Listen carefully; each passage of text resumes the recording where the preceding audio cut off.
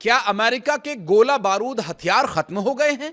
क्या अमेरिकी सैनिकों ने ईरान के खिलाफ युद्ध में रख दिए हैं हथियार, या अमेरिका दो मोर्चों पर करेगा वार? ईरान के खिलाफ सैन्य कार्रवाई से आजिज आ चुका है अमेरिका, या बदल गया है युद्ध का प्लान? ईरान को आर्थिक मोर्चे पर घेरने की तैयारी, अमेरिका को हो रही परेशानी भारी, इसलिए यह बना रहा कमाई या भरपाई का प्लान।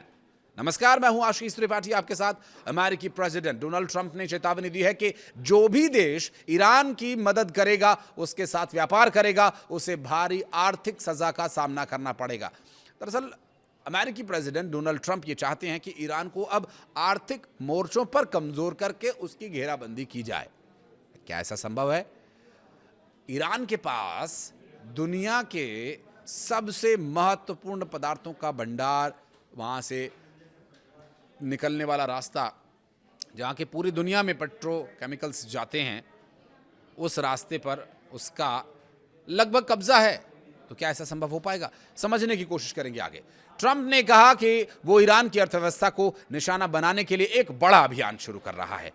इसे किसी भी देश पर अब तक का सबसे बड़ा आर्थिक अभियान बताया गया है।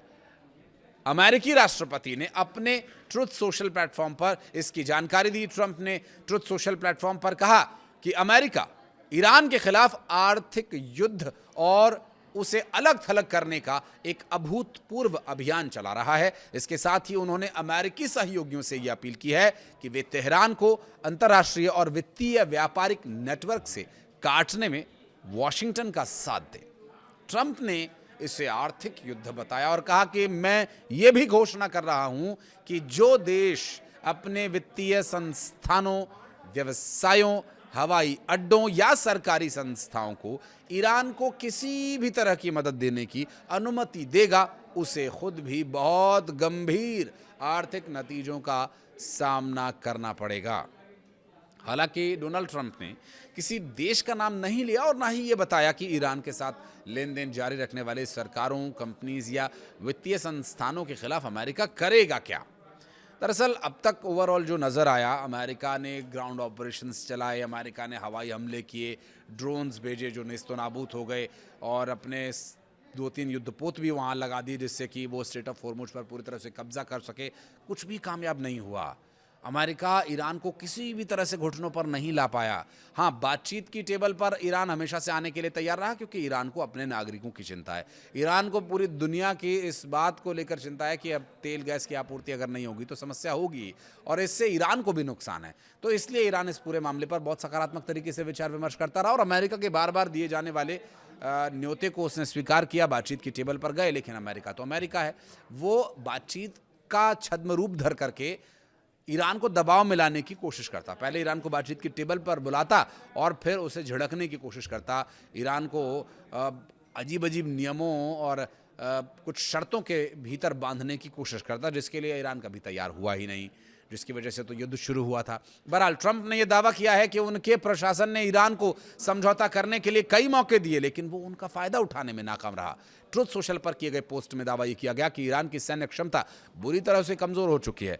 उन्होंने कहा कि ईरान की नेवी नष्ट हो चुकी है, वायुसेना बेकार हो चुकी है, सैन्य कारखाने में तब्दील हो गए हैं। उन्होंने कहा कि ईरान की अर्थव्यवस्था पर बहुत ज्यादा दबाव है, इसमें कोई शक नहीं है, लेकिन यह दबाव झेलना ईरान को बहुत अच्छे से आता है।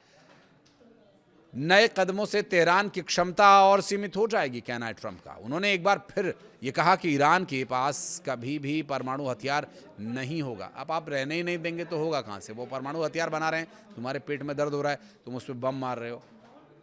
डोनाल्ड ट्रंप ने एक ऐसा शिपिंग कॉरिडोर भी तैयार कर लिया, क्योंकि उन्हें ये डर है कि ईरान जब स्ट्रेट ऑफ हॉर्मुज से पूरी तरह से ब्लॉक कर देगा तो फिर तेल कैसे आएगा, बाकी दुनिया में जो उसके मित्र राष्ट्र हैं उन तक तेल कैसे पहुंचेगा, ये सभी विषय ज़रूर चर्चा में। ऐसे में अमेरिका चाहता है कि जो अब तक उसे इतना नुकसान हुआ है उसकी कुछ भरपाई ही कर ली जाए, और ऐसे में जो कॉरिडोर तैयार किया गया उसे यूज़ करके वो आराम से लाखों बैरल तेल बाहर ले भी जा रहा है। एक्सियोस की एक रिपोर्ट के मुताबिक अमेरिकी सेना ने चुपचाप स्ट्रेट ऑफ हॉर्मुज में इस शिपिंग कॉरिडोर की जानकारी दुनिया जानती है। ईरान अब युद्ध के भीतर है, लेकिन तेल आपूर्ति के मामले में एक बड़ी कामयाबी कही जा रही है। हैरानी की बात यह है कि पिछले कई हफ्तों में यह ऑपरेशन चलता रहा और हर रात 15 से 20 टैंकर्स ओमान के तट के पास दक्षिणी चैनल से स्ट्रेट ऑफ हॉर्मुज में प्रवेश करते रहे और बाहर निकलते रहे। इस तरह से रोजाना करीब 1 करोड़ बैरल तेल भेजा जा रहा है और ये युद्ध के पहले तेल सप्लाई की मात्रा का लगभग आधा है।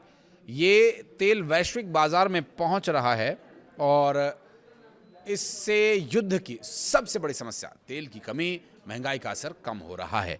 तेल की भारी मात्रा अब भी पुराने स्तर से कम है, लेकिन वैश्विक आपूर्ति में फर्क साफ दिखाई दे रहा है।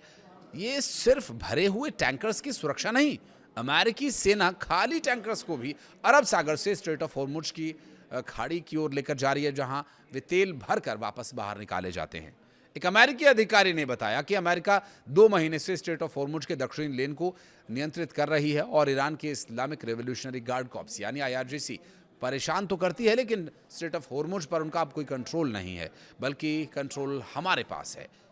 ये टास्क फोर्स नॉर्थ कैरोलिना के फोर्ट ब्रैड स्थित आर्मी हेडक्वार्टर्स से चल रही है और ये खाड़ी के सहयोगी देशों के साथ मिलकर के काम कर रही है। पिछले 2 हफ्तों में हर रात 15 से 20 टैंकर्स दक्षिणी चैनल से आ रहे जा रहे हैं। औसत निर्यात बढ़ाकर करीब 1 करोड़ बैरल तेल हर रोज हो गया है। कुछ रातों में 1.5 से 2 करोड़ बैरल का तक तेल निकाला जा रहा है। राष्ट्रपति ट्रंप ने एक्सियोस से कहा कि स्ट्रेट ऑफ हॉर्मुज से गुजरने वाले बहुत ज़्यादा तेल की मात्रा में ये भी स्पष्ट है कि अभी ईरान से कोई बातचीत नहीं हो रही।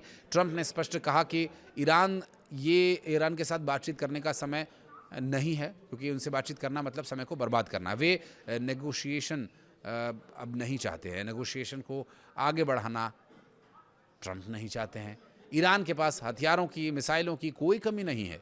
वो युद्ध के लिए भी तैयार है और आर्थिक मोर्चे पर मजबूती देने के लिए उसके पास क्या कुछ है, चलिए बताते हैं। दरअसल तेल और गैस ईरान की आय का प्रमुख स्रोत है। पेट्रो और प्राकृतिक गैस की बिक्री, पेट्रोकेमिकल्स और ईरान की विदेश मुद्रा और राजस्व का सबसे बड़ा ये जरिया है। पेट्रोकेमिकल उत्पाद, तेल शोधन के बाद मिलने वाले रसायन, एथिलीन, पॉलीमर, उर्वरक, खनिज और धातु, लौह अयस्क, तांबा, जस्ता, कोयला जैसे खनिजों का ये खनन और निर्यात करते हैं। कृषि और अन्य उत्पादों का, जिसमें केसर दुनिया का सबसे बड़ा उत्पादक यहाँ पर ईरान है, और पिस्ता, खजूर, सूखे मेवे जैसे महत्वपूर्ण इंग्रेडिएंट्स ये बेचते हैं, जिसके ये प्रमुख आय का साधन है। अब आप ऐसे में सोचिए कि अगर वो सारी सीमाओं को भी सील कर दे तब भी वो ईरान की आय को नहीं रोक सकते। अब आर्थिक नाकेबंदियां तो देखिए काफ़ी समय से जारी हैं, उसके बाद भी सर्वाइव कर रहा है ईरान। यही है अमेरिका के लिए बहुत बड़ी टेंशन। आप कुछ कहना चाहें तो बताइएगा। वीडियो को यहाँ तक देखने के लिए धन्यवाद।